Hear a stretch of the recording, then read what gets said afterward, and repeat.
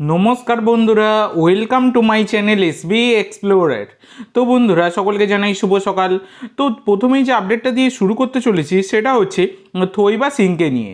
তো থৈবা সিংকে তোমরা সকলেই চেনো, 22 বছর বয়সী ভারতীয় সেন্টার ব্যাক, মার্কেট ভ্যালু 1.8 কোটি টাকা। বর্তমানে তিনি উড়িষ্যা এফসির সাথে যুক্ত এবং উড়িষ্যা এফসির হয়ে গত সিজনে বেশ ভালো পারফরমেন্স তিনি কিন্তু দিয়েছিলেন। তো উড়িষ্যা এফসির সাথে তার 2029 সাল অবধি চুক্তি রয়েছে, মানে এখনও বিশাল লম্বা কিন্তু একটা চুক্তি রয়েছে। তো এই থৈবা সিং, যিনি সেন্টার ব্যাক ছাড়া ডিফেন্সিভ মিডফিল্ড আর রাইট ব্যাকেও খেলতে পারেন। তো বর্তমানে দাঁড়িয়ে যে আপডেট পাওয়া যাচ্ছে, এই থৈবা সিং তাকে কিন্তু দলে নিতে চাইছে নর্থ ইস্ট ইউনাইটেড এফসি, এবং নর্থ ইস্ট তাকে কিন্তু ভালোভাবেই টার্গেট করছে দলে নেওয়ার জন্য। দেখো, উড়িষ্যা এফসির যা কন্ডিশন, অনেক প্লেয়ারই উড়িষ্যা এফসি কিন্তু ছাড়তে চাইছে। তো সেক্ষেত্রে এই থৈবা সিং যদি তিনি নিজে থেকে ক্লাব ছেড়ে দিতে চান, তাহলে কিন্তু তিনি অনায়াসে যোগ দিতে পারেন। তো কোনো রকম, মানে যেহেতু তিনি চুক্তিবদ্ধ প্লেয়ার, ট্রান্সফার ফি দিয়ে ইতিমধ্যে কিন্তু নেওয়া যাবে না, কারণ এখন ট্রান্সফার উইন্ডো বন্ধ, সেই জানুয়ারি অবধি ওয়েট করতে হবে। তো থৈবা যদি নিজে থেকে কন্ট্যাক্ট টার্মিনেট করে, উড়িষ্যার সাথে কন্ট্যাক্ট টার্মিনেট করে নর্থ ইস্টে যোগ দেন, তাহলে কিন্তু তিনি দিতেই পারবেন। তো এর পরবর্তী আপডেটে যাওয়ার আগে তোমাদের সকলের কাছে আমার একটাই অনুরোধ, যারা চ্যানেলে প্রথমবার এসেছো অবশ্যই সকলে একটা করে সাবস্ক্রাইব করে দিয়ে আমাদের সাথে যুক্ত হয়ে যেও। সাবস্ক্রাইব করা যেহেতু একদমই ফ্রি, তাই অবশ্যই সকলে একটা করে সাবস্ক্রাইব করে দিতে ভুলো না। তো পরবর্তী যে আপডেটটা তোমাদের সাথে শেয়ার করতে চলেছি সেটা হচ্ছে নুনো রেইসকে নিয়ে। তো 34 বছর বয়সী পর্তুগিজ এই ডিফেন্ডার নুনো রেইসকে তোমরা সকলেই চেনো। গত সিজনে তিনি মোহনবাগানের হয়ে খেলে গিয়েছেন, খুব একটা খেলার সুযোগ পাননি, ওই সুপার কাপে কিছুটা কিন্তু তিনি খেলেছিলেন। তো এই নুনো রেইসকে কিন্তু ছেড়ে দিয়েছে মোহনবাগান ম্যানেজমেন্ট, অনেক আগেই আমি তোমাদের সাথে শেয়ার করেছিলাম। তো বর্তমানে তিনি কিন্তু পর্তুগালের একটি থার্ড ডিভিশন ক্লাবে তিনি সই করে দিয়েছেন, এবং সেই ক্লাবের হয়েই তাকে কিন্তু খেলতে দেখা যাবে। তো নুনো রেইসের কিন্তু এই ডিলটা ডান হয়ে গেছে। তো এর পরবর্তী যে আপডেটটা তোমাদের সাথে শেয়ার করতে চলেছি সেটা হচ্ছে মোহনবাগানের ইরান যাত্রা নিয়ে। তো ব্যাপারটা হচ্ছে, মোহনবাগানের এই যে ইরানের ভিসা যে প্রবলেম হচ্ছে 4 জন বিদেশি, সেটা নিয়ে আমি শেয়ার করেছি অলরেডি। তো গতকালকে একটা বড় খবর বেরিয়ে এসছে, যেটা হচ্ছে সেফান এফসি ম্যানেজমেন্ট তারা কিন্তু মানে সমস্ত কিছু ঝামেলা মিটিয়ে দিয়েছে, এবং মানে আমাদের ভারতের যে সমস্ত প্লেয়ার রয়েছে বা অস্ট্রেলিয়া, ইউকের যে সমস্ত প্লেয়ার মোহনবাগানে রয়েছে, তাদের সাথে কিন্তু মানে তাদের সকলকে কিন্তু ভিসা প্রোভাইড করে দেওয়া হয়েছে।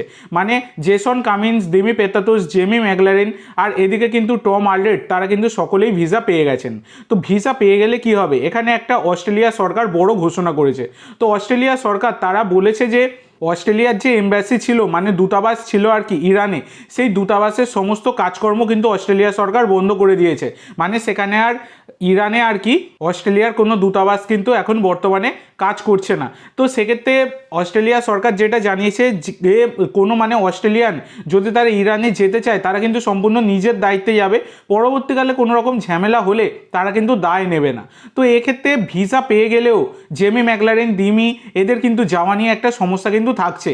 তো তারা যদি নিজ দায়িত্বে যেতে চায় তাহলে কিন্তু তারা যেতে পারে, কিন্তু তারা কি সরকারের এগেনস্টে গিয়ে যাবে, সেটা তো কার্যত সম্ভব নয়। মানে এগেনস্টে নয়, সরকার বলেছে তোমরা গেলে নিজের দায়িত্বে যাবে।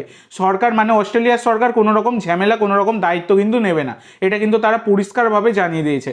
তো এটা একটা বিশাল বড় সমস্যা, সেটা বলাই যায়। তবে একটা জিনিস, টম আলড্রেড তার কিন্তু ভিসা সংক্রান্ত ঝামেলা মিটে গেছে, সেক্ষেত্রে তিনি গেলে তিনি কিন্তু যেতেই পারেন, এই হচ্ছে ব্যাপার। তবে এই জিনিসটা নিয়ে মানে বাদবাকি যে 3 জন অস্ট্রেলিয়ান রয়েছে, জেমি, দিমি আর এইদিকে কামিন্স, এদের নিয়ে কিন্তু একটা সমস্যা থাকছেই। তো দেখা যাক পরবর্তীকালে এই বিষয়ে কোনো রকম আপডেট পেলে আমি তোমাদের সাথে অবশ্যই শেয়ার করে দেবো। তবে মোহনবাগানের যে ইরানে যাত্রা, সেটা কিন্তু করতে হবে, ইরান থেকে ম্যাচ সরছে না, এটা একদমই কনফার্ম করে দিয়েছে এফসি। আর ইরানে মোহনবাগান না গেলে মোহনবাগানের কিন্তু বড় শাস্তি হবে।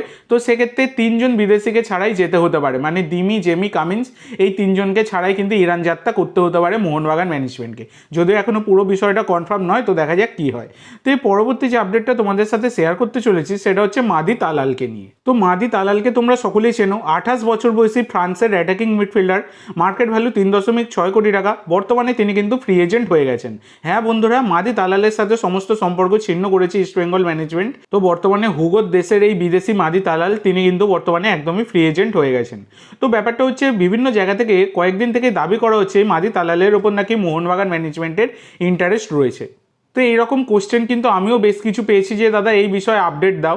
তো দেখো বন্ধুরা, আমার কাছে যেটুকু খবর আছে এখনও অবধি সেইভাবে কিছু খবর নেই আর কি মাদি তালালকে নিয়ে, যে মাদি তালালের ওপর মোহনবাগান এতটাই ডেসপারেট যে তাকে নিতেই হবে, এই রকম কোনো খবর কিন্তু নেই।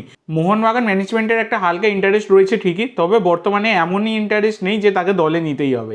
তো দেখো, টার্গেট রয়েছে, এবার পরবর্তীকালে যদি মোহনবাগান ম্যানেজমেন্ট কোনোভাবে কোনো কিছু মনে করে তাকে দলে নেবার ব্যাপারে, সেক্ষেত্রে নিতে পারে। তবে বর্তমানে কিন্তু তাকে দলে নেবার ব্যাপারে কোনো রকম আপডেট নেই।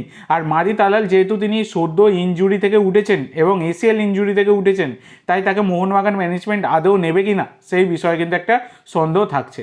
তো এই বিষয়টা নিয়ে পরবর্তীকালে যদি কোনো রকম আপডেট পাই আমি অবশ্যই তোমাদের সাথে শেয়ার করে দেবো। তো আজকের জন্য এইটুকু বন্ধুরা, ভিডিওটি ভালো লাগলে অবশ্যই লাইক করো, শেয়ার করো।